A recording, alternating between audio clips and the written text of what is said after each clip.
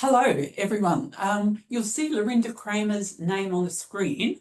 Lorinda is actually here with me, and my name is Gay Sculthorpe, so I'll be your host for this seminar today. So welcome to this, the fourth Material History Seminar for 2025. Today, we've got a really exciting topic, and I know a lot of people are excited about this and are present, and we're discussing fashion, fibres and fun in the 1960s in Australia.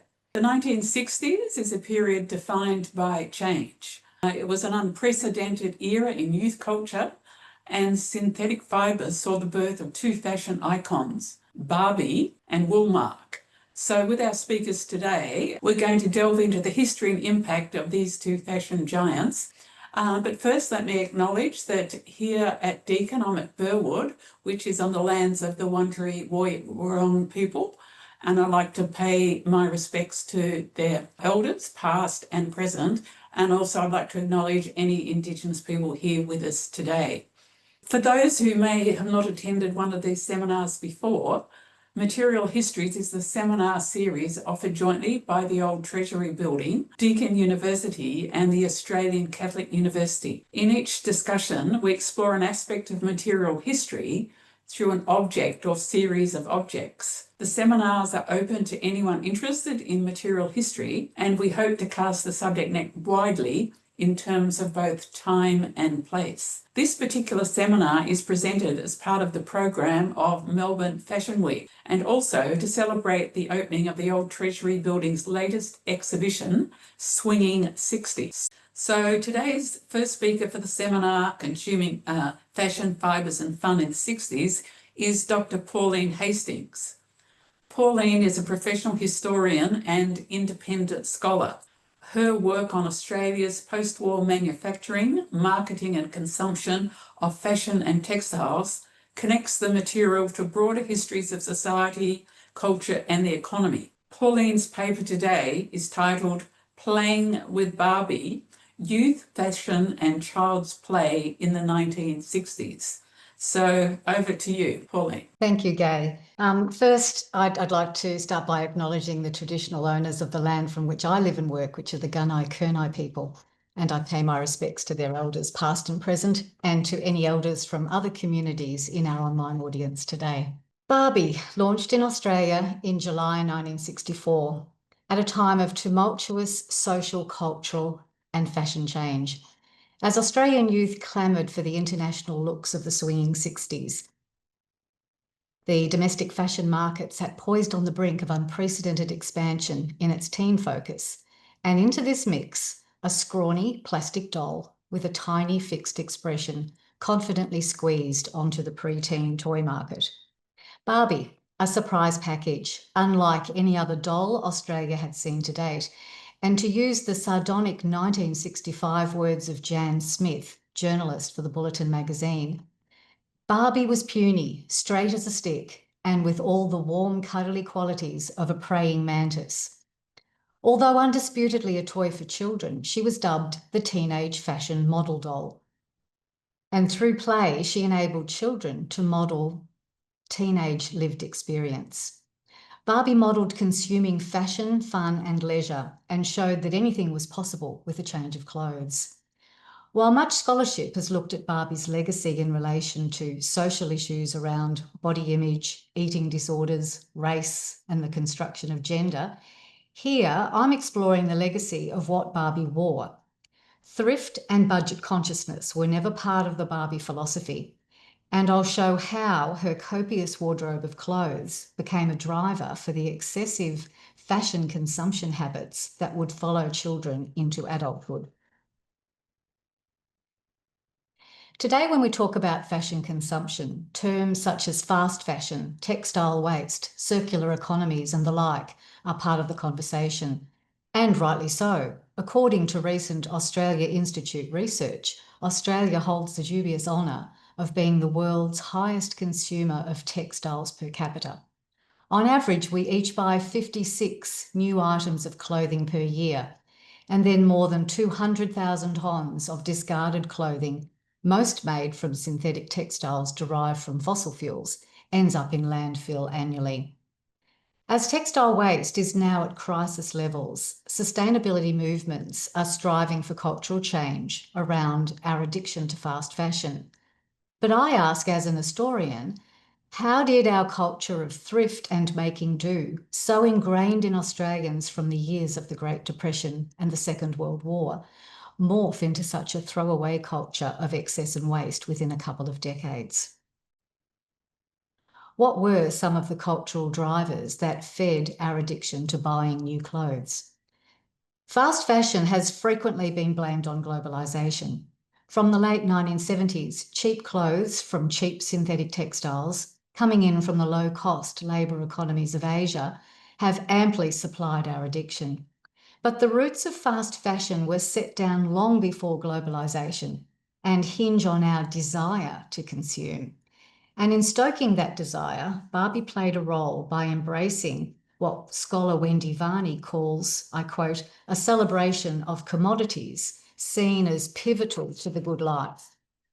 Throughout the post-war reconstruction, the imperative to consume to support local manufacturing was becoming entrenched. By the 1960s, the baby boom generation had made it into their teens and now had their own money to spend. Conforming to conservative, mature dress codes was shunned, and they clamoured to individualise their appearances. Their independent, disposable incomes had unprecedented buying power. By the end of the 1960s, the bulk of that money was destined for fashion, fun, and leisure. Throughout this time of plenty, marketers skillfully conditioned us to want and spend more, and items of material culture such as Barbie served a double purpose. On one hand, she was a toy to be consumed in her own right. On the other, she became a useful, if not accidental, marketing tool for fashion. Looking at Barbie through a cultural economic history lens, she comes into sharp focus as an influential driver of fashion consumption habits. Barbie showed children how to do fashion long before they had the means to buy fashion themselves. Before Barbie's entrance onto the market, dolls for children mainly reflected the nurturing expectations traditionally attached to women. Dolls had enabled little girls to emulate their mothers in caring for babies and children and the home. Here we see my sister Susan in around 1956 with her two dolls typical of the era. Jeannie and Mama resembled many of the dolls produced in Melbourne by doll maker Leo Stern. Other children possessed the aspirational bride doll that served to mark the feminine transition into nurturing and mothering. Then Barbie, the game changer, launched in the US in 1959, the brainchild of Ruth Handler, a co-founder of Mattel. Ruth had envisaged a more grown-up style doll to enable children like her own daughter Barbara to act out alternative career possibilities via clothes and accessories. Ruth's idea had germinated from seeing the built Lily doll in Europe. Lily, however, was not aimed at the children's toy market, but sold as an escort doll, a humorous gift for men inspired by a saucy comic strip character from the German tabloid Bild from the early 50s. In creating Mattel's, dare we say, knockoff version, Lily's adult body shape was kept, but her somewhat worldly expression was toned down for a more wholesome look. Barbie took the children's toy market by storm, and it took 3 years after her launch for Mattel to get ahead of demand. By 1964, Barbie had made it to Australia and was soon joined by others such as friend Midge, boyfriend Ken, little sister Skipper, and so on, all bearing no resemblance to traditional dolls of previous decades. According to David Day, chairman of the British Toy Manufacturers Association in 1966, these dolls were, quote, not for cuddling. They have no surnames. With them, your daughter enters a world where there are no parents, no adults. Only teenagers are real. From the women's pages of the Canberra Times in September 1964, news of the teen doll's arrival into Canberra stores beckoned to tiny fashion followers to embrace Barbie's teen world. Heralded as something different as the willowy teenage fashion model with dozens of exquisite miniature wardrobes to choose from. Ads for Barbie, like this one, centred on wardrobe choices and paid no heed to traditional ideas of post-war femininity or fertility. She exposed the young to new ideas, not just on individual style, but on how to spend one's leisure time and to have fun. Playing with Barbie primed children in fashion consciousness and the acceptance of obsolescence. But Barbie's addictive powers came from the ready availability of her wardrobe of clothes. Her clothes took on transformative powers, allowing children to play in a fantastical, fashion accessorised teen world, or as a career-minded young adult. She showed that modern female roles could be more than mothering and homemaking. With a change of clothes, Barbie could be an astronaut or enter the traditional male domain of being a surgeon. But while Barbie showed these diverse possibilities, she did so through the prism of consumerism. From the get-go, Barbie emulated consumption culture, and according to Jan Smith, she became a mascot of the acquisitive society. The more fashionable clothes Barbie possessed, the more possibility fell at her feet, or the more fun she could have. And the desire to want and acquire more Barbie clothes effectively translated into real life. As rampant youth fashion consumption followed children into their teenage years later in the decade, marketing was critical to Mattel's success with Barbie through both the relatively new medium of television and the more traditional print media. Advertising Barbie's constantly changing and up-to-date outfits and accessories ensured that sales were continuing and brisk. The dolls were sold wearing one outfit for around 27 shillings and 6, around $47 today. But brochures detailing all the other clothing options were included in the package. What little girl would not have studied these, earmarking the extra outfits she wanted for her doll? As Mattel's Elliot handler explained in 1968, quote, "You get hooked on one and you have to buy the other. Buy the doll and then you buy the clothes." By 1965, retailer David Jones claimed to have the biggest Barbie department in Sydney and stocked no less than 42 different outfits across the Barbie range, starting at 15 shillings and going up to 54 shillings for a top-of-the-range satin ensemble called Magnificence. To quote Jan Smith again, Barbie was no cotton-picking budgeteer, as those pre-decimal currency prices equate to around $24 for one outfit and climb to an eye-watering $89 for the Magnificence pack. On top of the clothes, you could also buy what was called fashion frosting accessories, and these encompassed all the knickknacks that went with the outfits, such as the shoes, hats, cameras, roller skates, spear guns, and who would not need a black nylon panty girdle. But for those families who balked at the cost of Barbie's official Mattel clothing, a parallel economy in Barbie clothes did not take long to appear. Various advertisements from the 1960s popped up in newspapers across the country and attest to the Australian craze for dressing Barbie. In Melbourne's Flinders Lane, the Arcade Sewing Centre advertised Barbie clothes made to measure. Private advertisers in newspaper classifieds looked for pocket money, sewing or knitting for Barbie. In 1966, companies such as General Electric rode in Barbie's slipstream, engaging in cross-promotional advertising, with every new General Electric washing machine equipped with the latest mini wash cycle. A Barbie outfit sweetened the deal. For the accomplished home sewer and crafter, there were many alternative ways to boost and individualise Barbie's wardrobe. As scholar Donna Lee Bryan suggests, DIY advice abounded in women's magazines such as the Australian Women's Weekly. And with a smidge of thriftiness lingering from earlier decades, some offered tips on how to make Barbie clothes from handkerchiefs and scraps. Patterns for sewing, knitting, and crocheting clothes were prolific in magazines, but were also sold through paper pattern companies. By now, many knockoff versions of Barbie existed, so the generic term teen doll was often used to encompass all the various dolls of similar size, such as the Cindy doll shown here. Clearly, many tried their hand at crafting the fiddly tiny garments, and groups such as the Country Women's Association even added tuition in making Barbie doll clothes to the club's handicraft groups.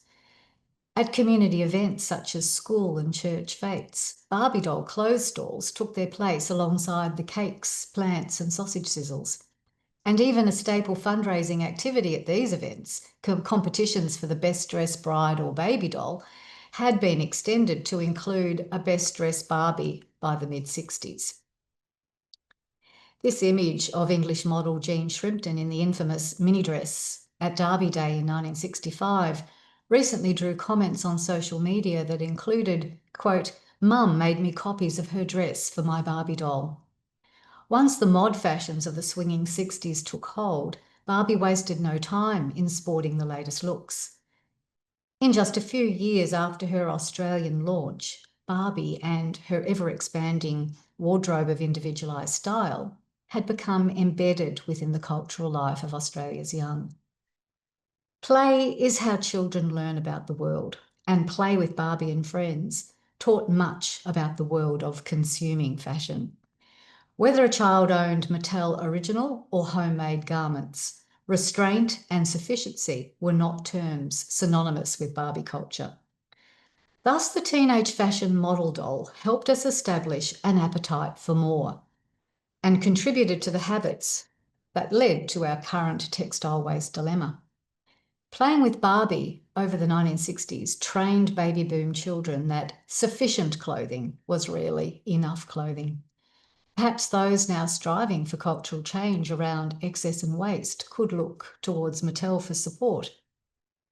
A 2025 release of Barbie with type 1 diabetes demonstrates the company's receptiveness to social engagement and inclusivity, notwithstanding that its likely motive lies in anticipated sales to an untapped market niche. But perhaps a new Barbie that models recycling and reuse might be what is needed to reinvigorate our past culture of thrift and making do. I conclude by posing a question for us to ponder. Would a possible recycling Barbie be as powerful in reversing the fast fashion consumption trend as her predecessors were in driving it forward 60 years ago? Thank you. Thank you so much, Pauline. Fantastic. Now it gives me great pleasure to introduce our second speaker for today, Dr. Lorinda Kramer. Lorinda is a great colleague of mine here in Cultural Heritage and Museum Studies at Deakin University. Her work explores the worn and material histories of Australian wool, the gendered dimensions of dress and textiles, and historical examples of sustainable fashion and waste in museum collections. Lorinda's presentation today is titled Fashioning Australian Wool, the Wool Fashion Awards and Wool Mark in Australia's 1960s. Over to you, Lorinda. Thanks, Gay, and I'll seamlessly slide across into the presenter's seat. I too would like to acknowledge, like Gay, that I'm coming to you from Wurundjeri Woiwurrung country and pay my respects to elders past and present and acknowledge their continuing care of this really beautiful country. Australian wool stood at the fashion crossroads in the 1960s. Exciting new synthetic fibres linked with modernity and youth culture had electrified the clothing market. First nylon, then orlon, banlon, crimpline, terylene, and other brand names for nylon, acrylic and polyester blossomed, spurred by synthetic manufacturers' deep pockets and aggressive promotions.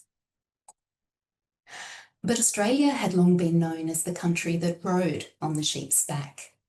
In that decade, the Australian Wool Board, also named the Australian Wool Bureau until 1963, and the wool industry body that I'll refer to simply as the AWB to avoid confusion, tirelessly drove its own initiatives forward. I'll explore two of the most successful today.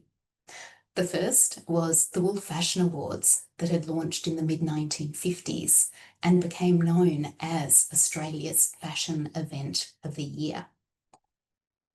The second was the introduction of the wool mark symbol in Australia in 1966. And many of you will recognise this symbol given it's still in use today. You might even have spotted it at the centre of this label on a Fletcher Jones skirt. I'll return to Fletcher Jones's skirts later in my presentation, as examining these have deepened my appreciation for how both Woolmark and the Wool Fashion Awards extended wool's appeal for Australian consumers by creating a fashionable and a high-quality image in the face of synthetic competitors. The Wool Fashion Awards encouraged Australia's mills, manufacturers and designers to produce fresh, innovative clothing in pure wool. And those in this image date to 1968.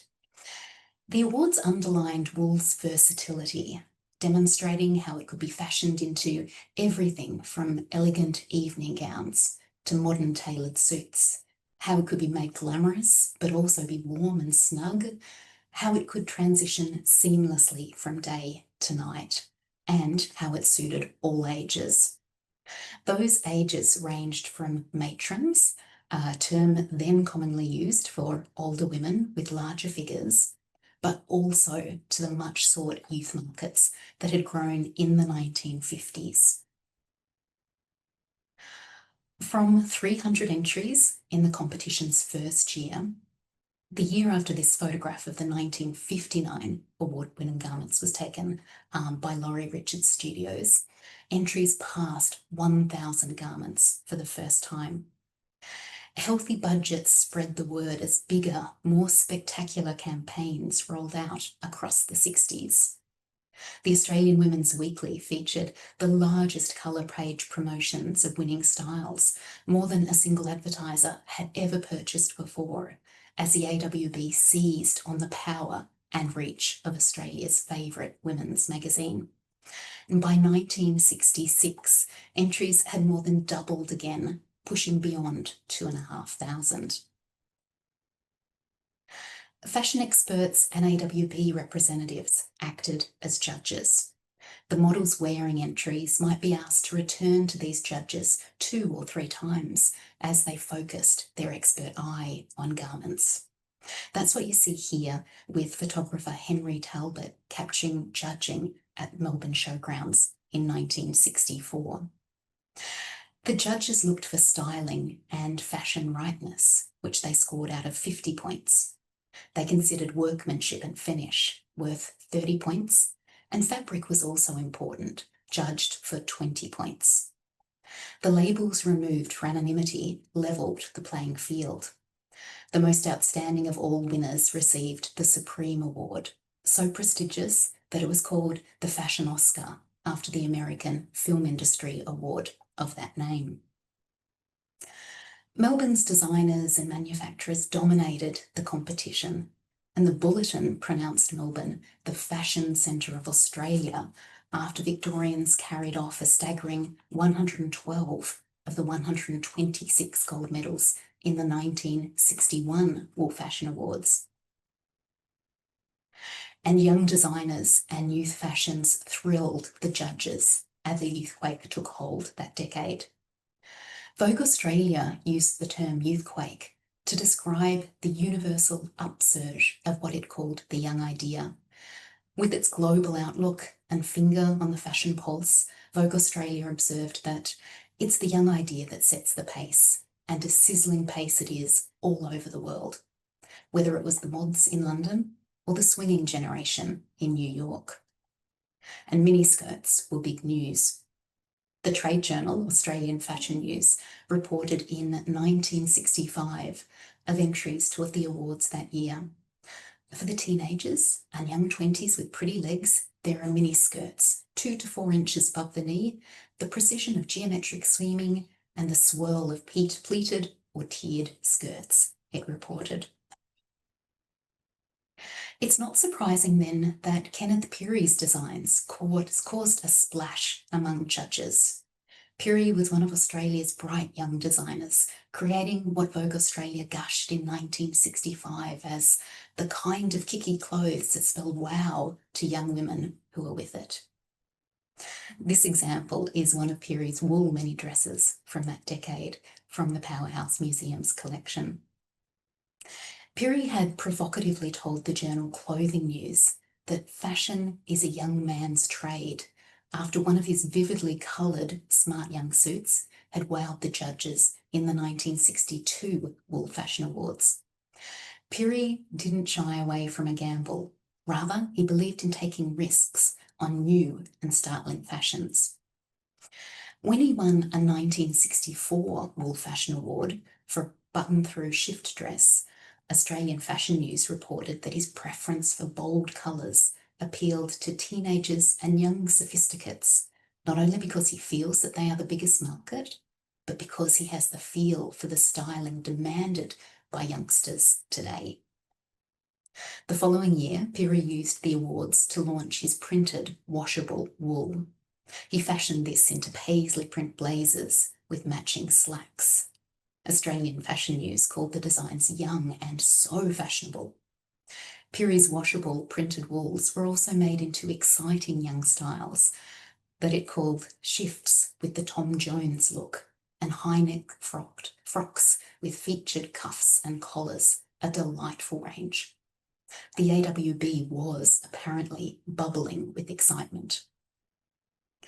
Across the 1960s, the Wool Fashion Awards refocused attention on the natural fibre as wool fashions were promoted in magazines, reported in the news, paraded around the country and sold in local stores. And so did the Woolmark symbol.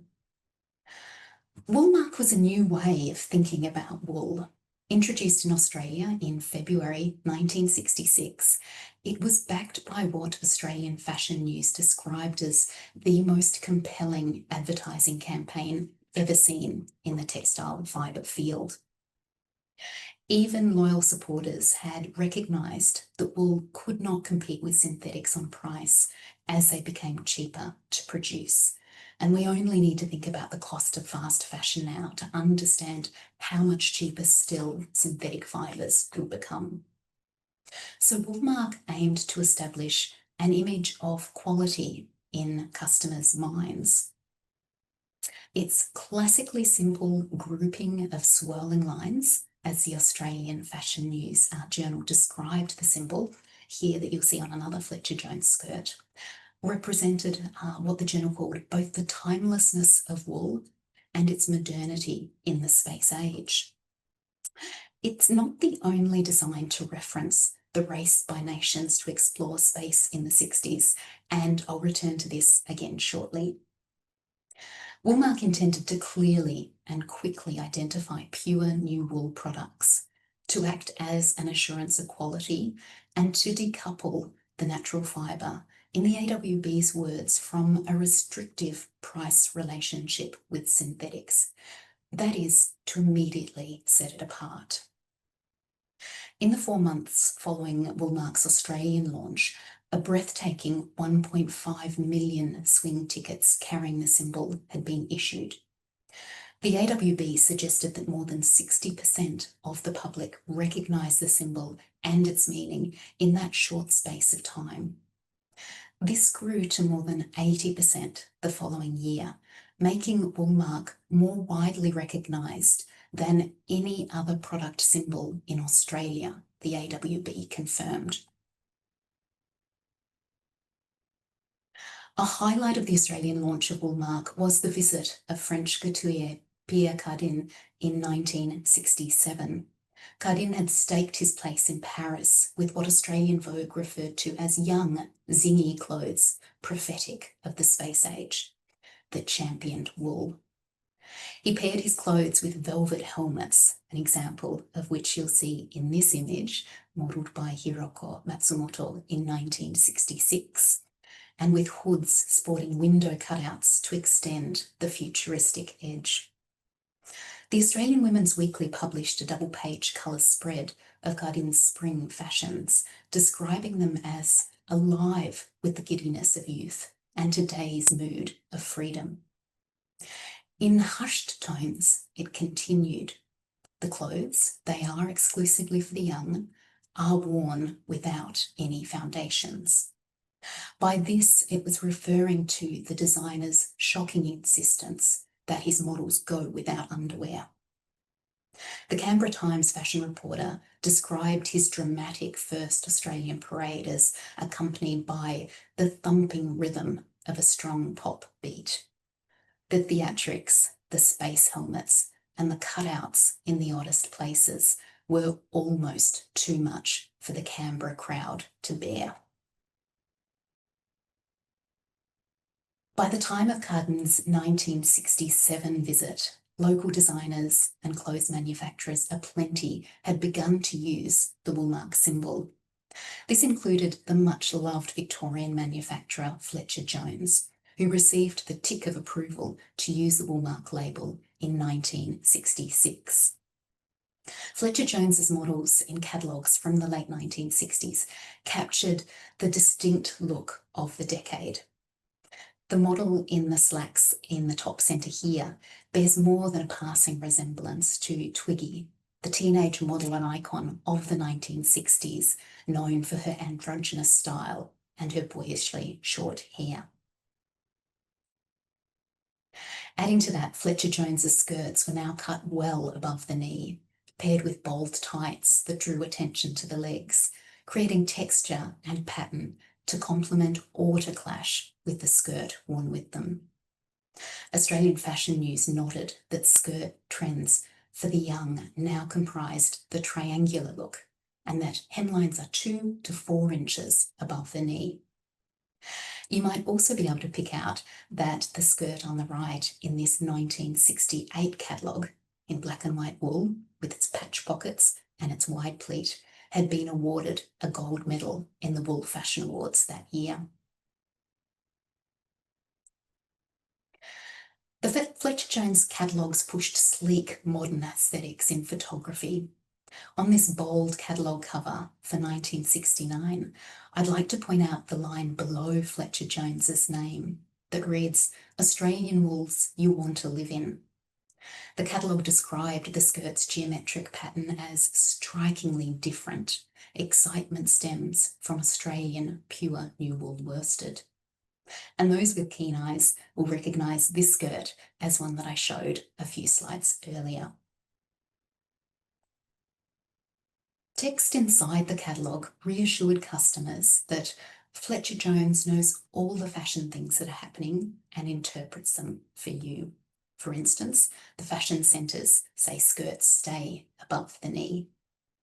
And slacks had also become much more form-fitting, skimming the waist, hips and legs like you see here.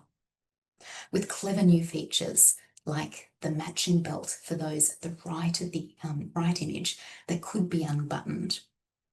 Sometimes a girl won't want to wear the matching belt, the catalogue explained. This sleek new modern styling and bold lines echoed synthetic fashion promotions. But it went beyond it too, with a reminder of quality as the woolmark symbol featured alongside these descriptions. Like this one for the skirt at the right that was très chic, concealing all those buttons with one perfect pleat. Glittery gold clip from Paris holds the wrap over. To underline the French influence, and perhaps even as a nod to Carden's Australian visit, the skirt was available in red, white or navy. Woolmark and the Wool Fashion Awards refashioned the natural fibre as excitingly modern, as sleek and sophisticated, and as exquisite in quality. At the same time that synthetic juggernauts pushed forward their promotions. Plenty of commentators would name this the battle of the fibres. And although synthetics would be increasingly adopted in the decades to follow, as more and more clothes were made in nylon, acrylic and polyester, I'd like to leave you on another note, and it's one that Pauline has also picked up on. How we think about wool is again being refashioned in the face of synthetic alternatives. Wool has an undeniable advantage as our attention turns to sustainability and to the environment. It's renewable and biodegradable, returning to the earth at the end of life in a way that synthetic fibres cannot. The battle of the fibres has turned on its head as we race for alternatives that are better for the planet. Thank you. Thank you so much, Lorinda. Fantastic. Before we look at those questions, I might just ask Pauline, Lorinda, if you'd like to make any comments about each other's paper or a reflection on what you've heard from the other speaker. Pauline, might I jump in first, if you By don't all means.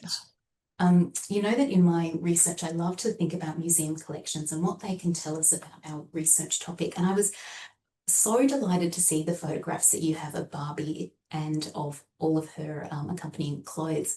One of the things I wondered about is whether there are examples of Barbie and her clothes in museum collections, how common they are, and what can this tell us about how Australians bought and played with and used Barbie and her fashions? Good question. I do know that there are, well, downstairs here at the museum, there is a little collection of Barbie and some of the things that she wore. I know the Powerhouse Museum have Barbie clothes and Barbie as well. As to where else, I haven't gone that far, Lorinda, so I don't know, but it would be an interesting thing to pursue. Pauline, sorry, I've really thrown that question at you. That's all right. And I'll just make a comment about what you were talking about with the wall mark. I was actually really struck by that label, the Fletcher Jones label that said, "After sales service will care for this garment always." That's a huge claim to make. So care as in mend or dry clean, or what was entailed in that? Yeah, and that too is a really good question.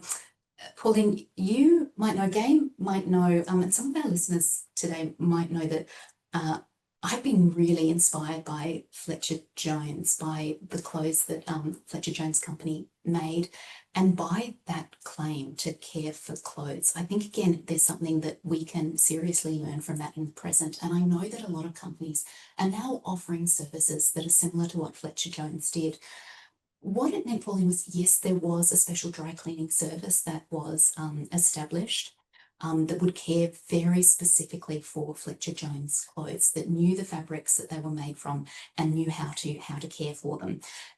Whether it was the very high quality wool fabrics that Fletcher Jones was using, whether it was working with the special Cyroset pleating, which was the permanent pleating for wool that, Pauline, I know you know about, but that was a real boom for wool in that it allowed wool fashions to compete with synthetics in the way that they could be permanently pleated. So there was definitely the dry cleaning service available. But on top of that, there was also a service whereby customers could send their trousers or their skirts, for example, back to the Warrnambool factory for repairs. And these might range across an enormous number. I'm trying to think of how many different repairs have been listed in things like the annual reports, and it's a lot. It could be as simple as doing a small mend. And what I should say is that Fletcher Jones kept stock of all of the fabrics that had been used to make particular skirts and trousers. So like fabrics could be found if a patch needed to be put on. But it also could be resizing trousers. For example, if somebody lost weight or put on weight, those trousers could be resized. So there was a real I think emphasis on having clothes that you could purchase and that could be worn again and again and again over many years. So I'm so glad you picked that up on the label, because it's something that always jumps out to me when I look at those clothes too. I just thought this is the epitome of slow fashion. Yeah, it really is. Absolutely. Thanks, Lorinda. Okay, we might have a look at the comments and questions. One is, sadly, Fletcher Jones's lifelong care policy is part of the reason they failed. Yeah, that makes me really sad, because I think there's something that's so important about that idea that we do think about our clothes as having that long life. And I know that the cost of having the dry cleaning or the repairs, and I'm just trying to think, some were free of charge if memory serves me right. So it really, there would have been a lot of time and labour that was expended into this ongoing care of garments. So it makes me sad that it's such a great idea, but that, you know, it was incredibly costly. Okay, we've got another comment. Thank you so much. So great to hear about fashion from the 60s. As I was only born in 65, I missed out on these wonderful fashions. I never wanted nor had a Barbie doll. Perhaps that is why I hated the Barbie film so much. I'm a librarian at the State Library of Victoria. We're currently trialling a database titled Girlhood Magazines and Print Culture. After both your presentations, I'm excited to see what sort of textile and fashion content the magazines have, and of course the ads are always interesting. Yeah. Pauline, would you like to respond to that? Well, I shall be more than happy to explore it. It sounds very exciting. And as you say, yes, the advertisements just tell you so much. And if I could quickly jump in for our SLV librarian, I have adored using the State Library of Victoria collection. I was lucky enough to have a fellowship there in 2023, which is where some of this material comes from. I was looking at Fletcher Jones material there. And so I know how rich and deep that collection is. And I really loved thinking about magazines and what we can tell, what we can tease apart from magazines. It does take really close reading, and I know Pauline will know this all too well. I think we get so used to digitizations and being able to skim magazines and newspapers, but there's something so fascinating about actually having to turn the pages and to see and to come across these amazing finds that you may not necessarily have looked at. So all to say that, you know, I've spent a long time looking at the State Library of Victoria's magazines and have really got so much from them for my research. I heartily agree. Sorry. The next question, I think it's for you, Lorinda, was Fletcher Jones a cooperative? Oh, that's a really good question. Yeah, so they had such an interesting business model where Fletcher Jones owned, I'm trying to think of what the percentage was, but each of his employees also had a stake in the company. It made for an amazing place to work, and one of the pleasures of the fellowship I've just been mentioning was that I also was able to look through the Fletcher Jones business and family records at the University of Melbourne archives. And I adored reading letters that Fletcher Jones wrote back to his staff, and he wrote to all staff. Everyone mattered to him. You could see the kind of relationship that was built at Fletcher Jones, at the Warrnambool factory, but also at the stores. There was this real sense of cooperation and collaboration between Fletcher Jones as a man and his employees. So it's a really fascinating business model. And I think there is still a lot of love for that kind of model and for Fletcher Jones as a man. Okay, next question from someone who asks, as a stylist, I'm seeing more clients looking for natural fibres in clothing for breathable and comfort factors. However, caring for those items is often inconvenient and time-consuming. Quite a contrast in clothing preferences, which may hinder people's buying decisions for sustainability. Do you have any comments on this? Yeah, this is something that I often think about too. I confess that I am a person who I have been trying to only buy natural fibres in recent times, and I confess that I hate hand washing anything. So I'm really looking for everything that can go into a washing machine and put on a delicate cycle, maybe with I do have special wool wash to go with it. But I think you're right. I think there is still very much hesitation to buy natural fibres, and I am thinking of wool in particular here, because they are more expensive than synthetics. I don't think anybody would deny that. I think there's the idea that we want them to last as long as possible, but there's this fear in the back of our mind that what happens if they shrink in the wash. That's been a problem for such a long time. And I'm actually just thinking, if we return to the 1960s, there was a lot of work being done by the CSIRO down in Geelong to try to think how to make wool shrink proof. And it was really exciting as they started to get closer and closer to that form. It was the same time that CSIRO was working on the Cyroset process, for example, and they were also working on a process called Cyrenize. So there was all of this amazing R&D work happening that were trying to overcome these shortcomings in wool in particular. The other thing that they were also trying to work out was how to make wool moth-proof. I know that a lot of work was done across that decade. I know we still have big problems here. It's a really interesting question. I'm not quite sure whether I have any answers. Only to say that I always love to encourage people, if they are able to buy natural fibres, to I think if possible overcome that hesitation that they may shrink in the wash, that they are slightly harder to care for, that the moths might get into them, and think about the wonderful things that they offer. I love wearing wool, and so I think it is so comfortable on the body.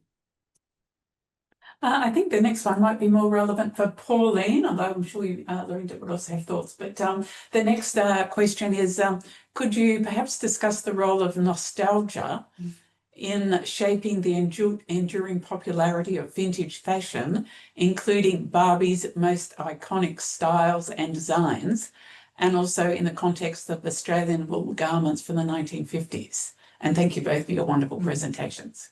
So, Pauline, do you have any thoughts about nostalgia? Thank you. Well, I know a lot of people have kept their Barbies, from the point of view that when I mentioned that I was going to be doing a talk about Barbie, they came out fast and furiously from all different corners. Look, you know, I've kept this from 1960, and people would tell me about the clothes that they had made. So people look back very, very fondly on Barbie. As to the role of nostalgia, I suppose most people are nostalgic over things that they played with as children. That's maybe about all I can say on that, to be honest. Okay. Lorinda, a question for you. Someone has asked, are there any contemporary fashion textile brands that prioritise Australian wool fabric in their designs, like Fletcher Jones did in the 1950s and 60s? What is the current state of the tertiary industry in wool production in Australia? Yeah, that's a great question. There are certainly quite a few places that do prioritise Australian wool, that are very clear that it is Australian wool that they're using. You do have to dig a little deeper, I think, than what you would if you normally, if you went into the city and went shopping. So I do like to do some online searches just to see who's around doing what. And if you put in, particular words into your Google search, you will come up with some. I'm a bit hesitant to name particular brands here for fear that I will be promoting them. But if I could just maybe extend on that to say that there are some really great places that are only working with wool at the moment, and they're working on items of clothing that you may not necessarily have thought of for wool on first thought. So, for example, companies that are making woolen underpants, which are excellent. Companies that are making woolen swimsuits, which I have purchased one of and been testing it for the last couple of years. I've just taken it on holiday with me, and it has worked a treat. There are companies that are now incorporating wool and cotton to make denim jeans, so a wool cotton denim jean, which are beautiful to wear. So they certainly are scattered across. They may not be on, in the city or on your local shopping strip. You may need to look online for them, but they're absolutely there.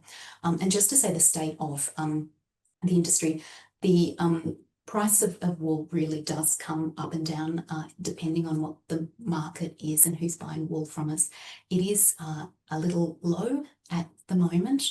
I should also say, though, just sorry to circle back slightly, that there I think is renewed interest in Australia in using what we grow here, and in terms of production and manufacturing here in Australia. We've lost a lot of manufacturing offshore, and actually Pauline could speak very nicely to this. Some of the conversations that I'm hearing in the last year or two in particular are around how to bring clothes manufacturing much closer back to Australia, how to use the products that we're growing or that we're making in our clothing. So I think there is a lot of really exciting clothes in this space, and my fingers are crossed that it's going to grow even more strongly in years to follow. Next question is, I've only got time for one or two more. It's great to see all the questions coming in. Hi, Dr. Lorinda. I'm curious about if this emphasis on using wool carried into knitting in Australia during the period was crafting culture during the 60s. Was it notably different to that of other countries? Oh, yeah, that's a good question too. One of the things that I have loved looking at to get a sense of knitting in Australia, and it's actually slightly before this period, and it goes back to our mention of the State Library of Victoria's collection. There are some fantastic mail order catalogues which have really inspired a lot of my research around wool. Thinking about what were available through mail order catalogues, and these can be, or in the particularly across the first half of the 20th century, were extensive. Department stores across Australia were producing mail order catalogues at that time. Some of them were thousands of pages thick, and so they really give a great sense of the variety of goods that could be purchased from these department stores. And I'm not suggesting that it was all clothes and knitting yarns. They certainly also carried, everything that you could possibly need for your house and beyond. But in that, you can get a really good sense of the kind of knitting wools that are being sold, the prices, the kinds of patterns, for example, that are around them. And if I think about just momentarily before the 60s, or I should say actually a good decade and a half before, during the Second World War, of course, there was a real emphasis on the purchase of knitting yarns during that particular period. It dropped off a little bit, but one of the things I've been really excited by, if we go back to swimsuits, and I'm sure that some of you will have seen, if you've been looking at the Australian Women's Weekly, this rise of knitted or crocheted bikinis that started to appear around this time, and this kind of with this blossoming of youth cultures. You know, the exciting things that you could start to knit that really captured that younger market. So if you haven't had a look, I'd really encourage you to look at online copies of the Australian Women's Weekly and see what some of the knitting patterns are in that magazine too, particularly the 1960s. That will give you a really good idea of what is really popular then. And I think this might have to be the last question, and to address to you, Pauline. You linked Barbie to Australia being the worst fast fashion offender. Of course, Barbie is a worldwide phenomenon. What else do you think accounts for this? Quite right. Barbie is a worldwide phenomenon, but Australia has, well, recent research has shown that Australia in the last few years has risen to number one in the biggest offender of fast fashion purchases. When I first started doing this research a couple of years ago, Australia was second on the list, and in the ensuing 2 years, it's risen to the top, which is really interesting. Now, I'm not saying Barbie has anything to do with that at all, really. I'm talking about Barbie as a driver of desire to buy fashion back in the 1960s. So to link Barbie to the 56 items of new clothing per year that every average Australian is meant to be consuming is really far-fetched. And I also realised too that not everybody buys 56 items of new clothing. I would literally buy maybe 6, I'm not sure. So it's interesting. So there are obviously a lot of factors, and there's also 60 years in between the launch of Barbie and today. So yeah, I think there's a lot of work that could be done to work out, and I'm sure people who are working on sustainability and the causes of fast fashion have probably got greater insights in how things have changed in, say, the last 2 decades. I hope that answers the question. Yeah. Thank you, Pauline. I think that has to be the last question we have time for today. And so to close, I'd like to thank very warmly Pauline and Lorinda for their marvellous papers. And also thanks to everyone who's joined in with the questions and attending. I'd also like to thank the team behind the Material Histories seminar series at the Old Treasury Building, as well as Deakin University and the Australian Catholic University. This is the final Material History seminar for this year, but the series will be back again next year in 2026 for more. So please keep a lookout for details of the future seminars on the Material Histories page of the Old Treasury Building website, and be great to have people who've joined in today join in next year.